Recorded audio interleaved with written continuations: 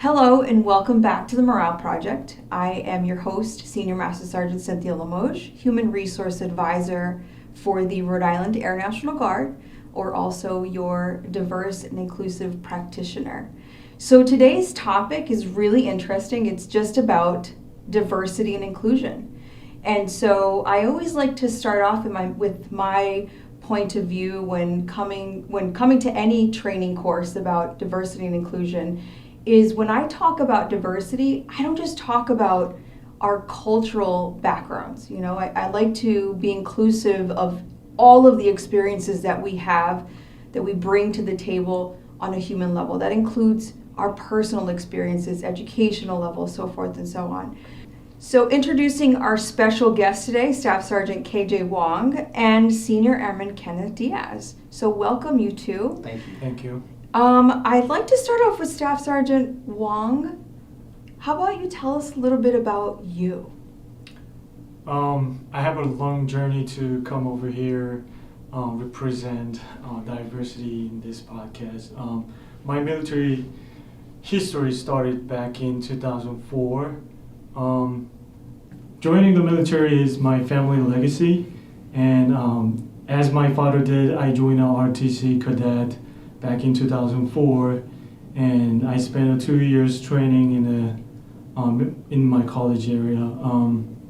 And I commissioned 2007 as a second lieutenant, and I spent 2.5 years in the Korean Army as an officer. And I was a company commander in my station, and I had 65 soldiers under my command. That was awesome experience to the 25 years old man. And there's very tough duty to take that big responsibility as a military personnel. And I finished my duty, and I came to the United States 2009. I started as an international student to finish my master's degree, and after I finished my degree, I tried to settle down in the United States and start my new chapter of my life. And I thought about it, a lot of the job fields and how I gonna have my professional career after finish my degree. And I thought about a lot of different occupation, but I wanted to be accepted to the community, and I tried to find the right thing to do as a member of this community and to get ultimate respect from the others and from my family as well. And there's a few options like police officer, firefighter, and military personnel. And these two options are really different from my background and education. And I did military person once, so I joined the National Guard to have military career at the same time I can keep my personal life on the side. So I joined the National Guard as an artilleryman, and I spent 7 years as an artilleryman in 103rd, and I transferred to the Air Force 2 years ago. And that's pretty much it. Wow, so that is amazing. So you bring a wealth of knowledge and experience, not only from a different branch within the United States, but also from South Korea, correct? Yes. South Korea? Yeah. Wow, that is really awesome. When it comes to your training here, what were the differences like here in the United States and from Korea, if you found any? First of all, the military bearing is slightly different. In the Korean Army, we salute every higher ranker, inside and outside. So indoor, we normally just acknowledge each other's, hey, how's it going? But in the Korean Army, you have to salute every time you see the senior ranker. Does your arm get tired?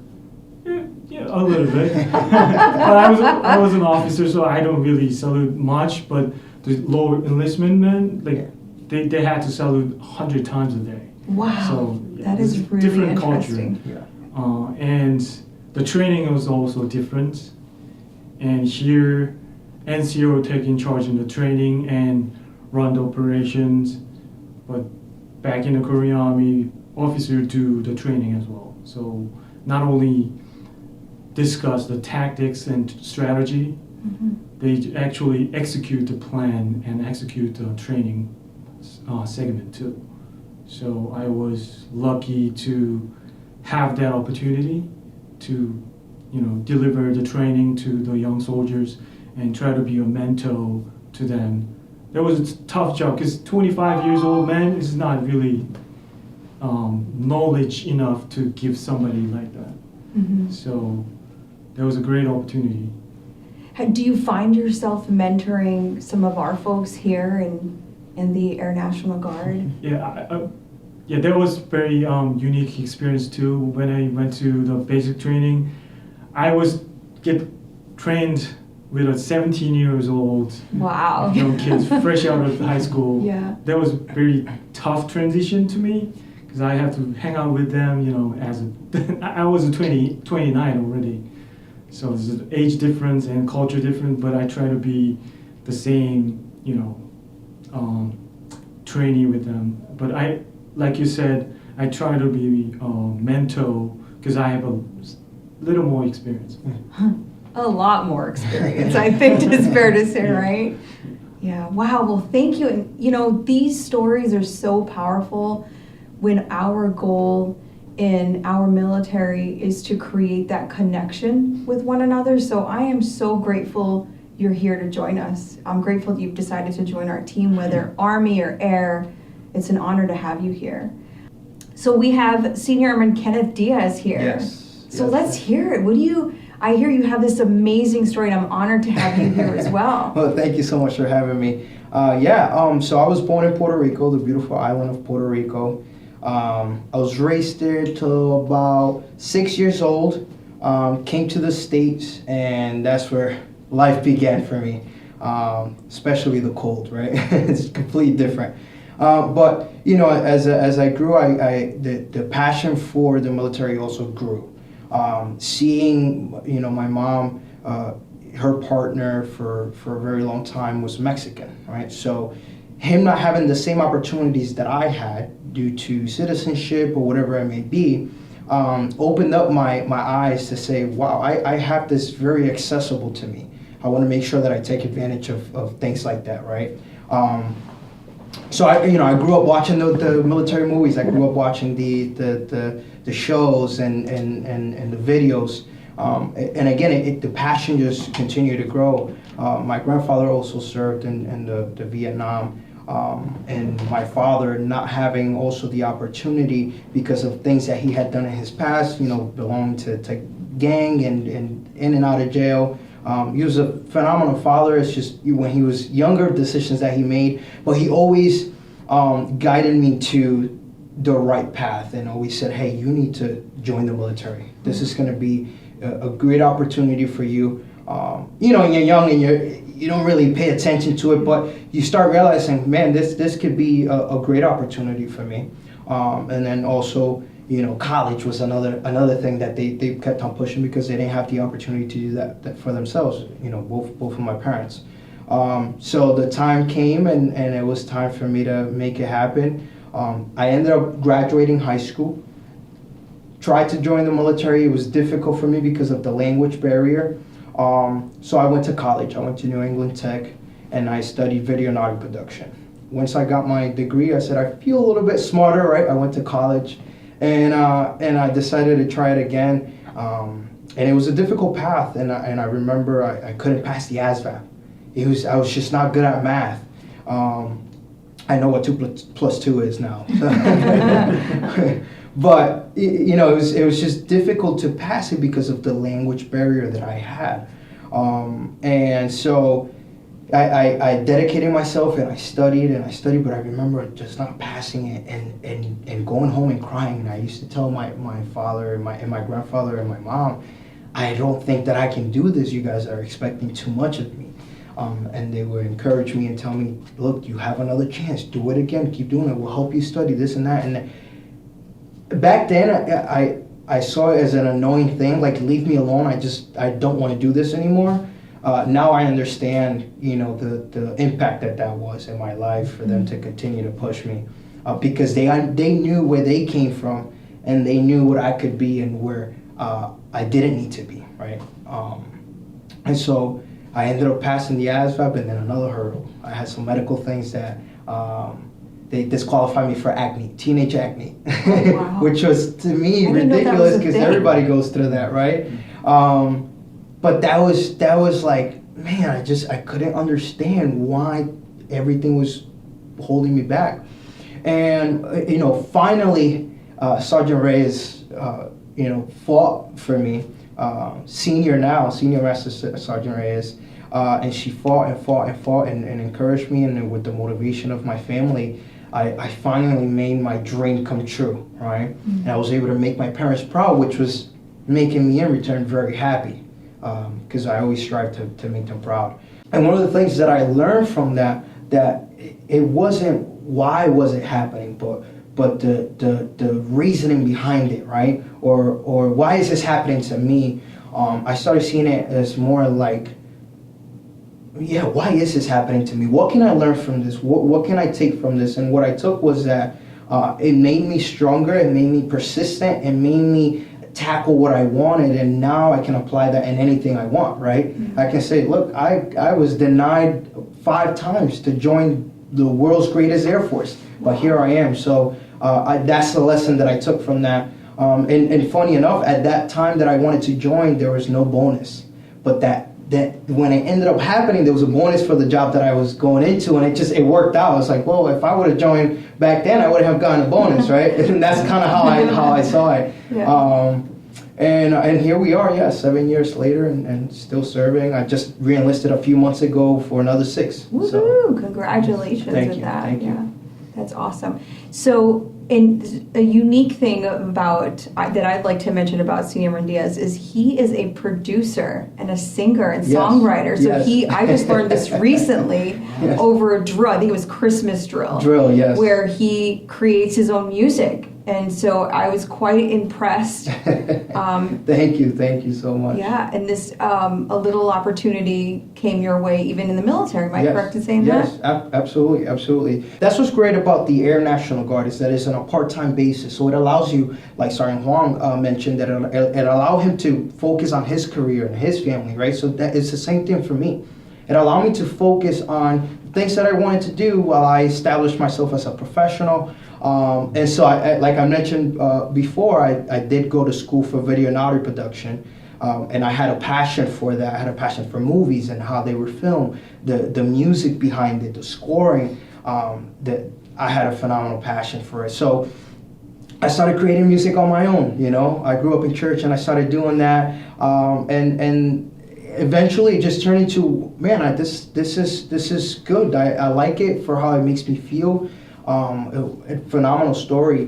One of the members here in that I know, they're no longer in, but at that time I had come out with a song, this is a few years ago, called Hold On. And it was interesting because that song spoke about just holding on to whatever it may be, hold on to life and keep pushing and keep fighting for what you want.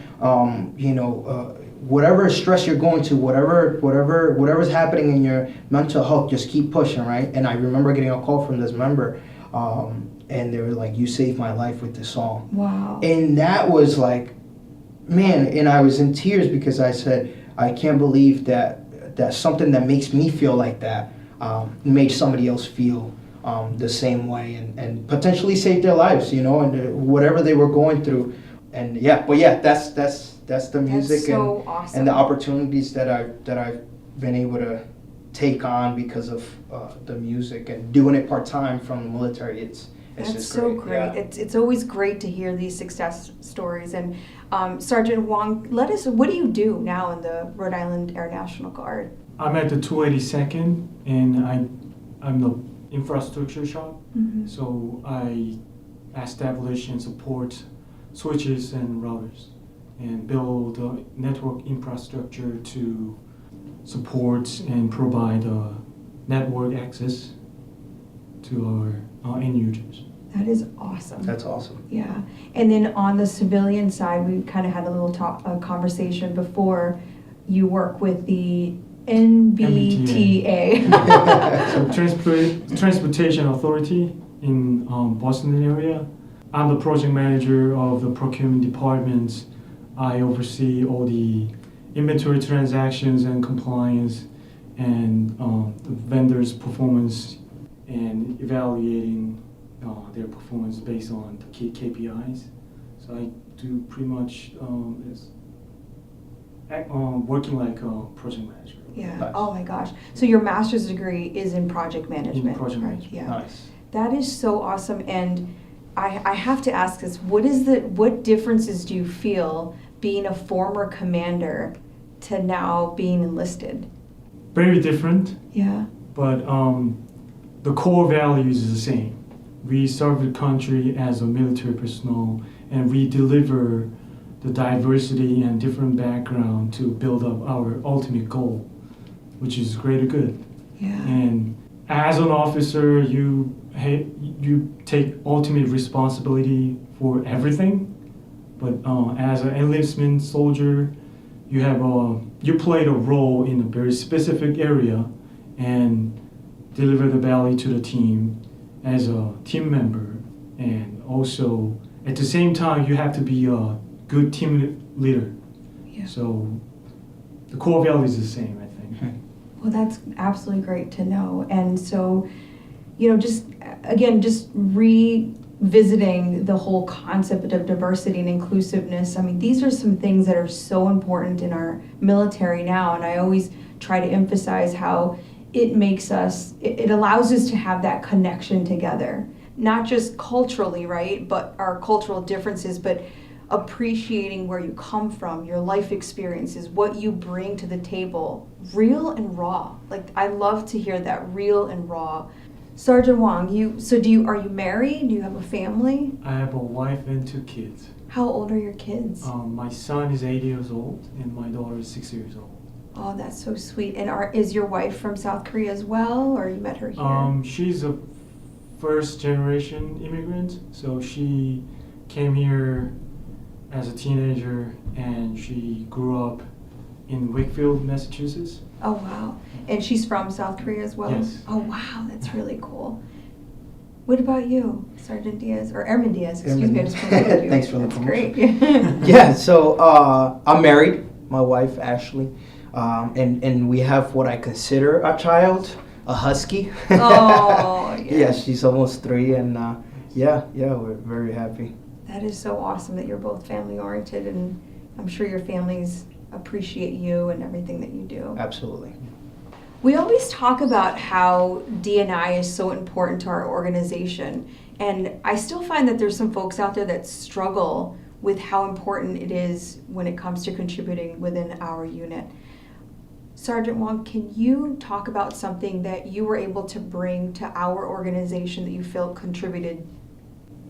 In my shop, I have many young individuals, so they kind of lost what they have to do and how they build their career, inside the military or outside the military. So I can bring the value that I can be the mentor to them and give them the guidance based on my own experience.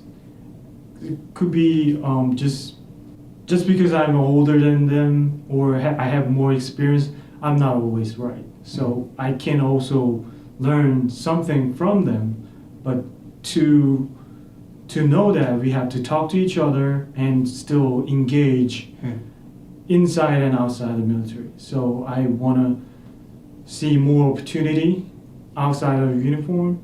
So after the drill, so one weekend a month is not enough to connect. Yeah. So we can always connect each other after the drill or between the drills. We can always hang out each other and help each other's out. So that I want to be that guy, a sounding board to them, and give them the little wisdom that I have.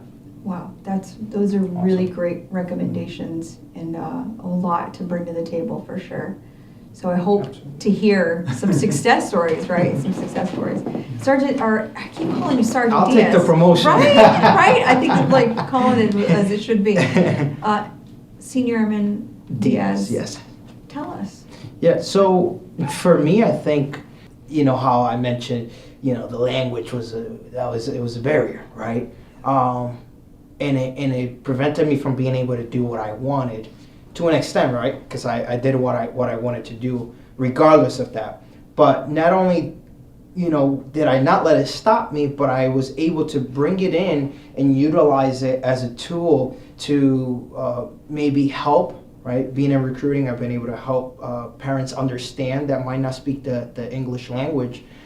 They speak Spanish, and I help understand why this is such a benefit for their child. Or for instance, when we were at the peak of COVID and a message needed to be sent out to the state, PA reached out, Sergeant Vannucci reached out, and they said, hey, can you help us with this? And I said, absolutely, and we were able to get the message to thousands of people who don't understand English, and potentially, they were able to get the proper information and saved somebody's life or whatever it may be. And I think that, and it's not to say, hey, this is what I did, but it's more of like, this is what diversity can do, right, in an organization.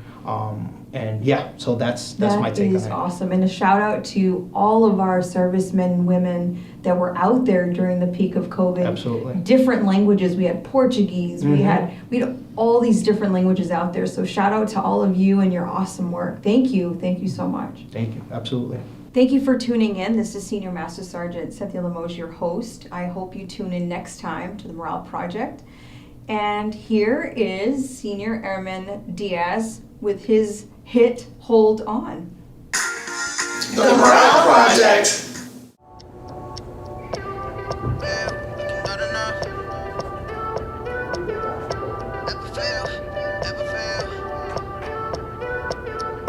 Ever feel you're not enough? Like there's no reason why you even woke up. But let me tell you this, I know how it feels when you're really lonely. Yeah, I know how it feels when your heart is broken. I know how it feels when there's a place you don't belong. I know you're not chosen, but tomorrow's a better day. I promise one day you're gonna find your way. You gotta hold on, hold on.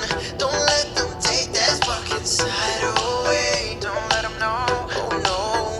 You gotta hold on, just hold on. Don't worry, I know we'll see brighter days. You gotta hold on. You gotta hold on. You gotta hold on. You gotta hold on. You gotta hold on, hold on. Don't let them take that spark inside away. Oh no, you gotta hold on, just hold on. Don't worry, I know we'll see brighter days.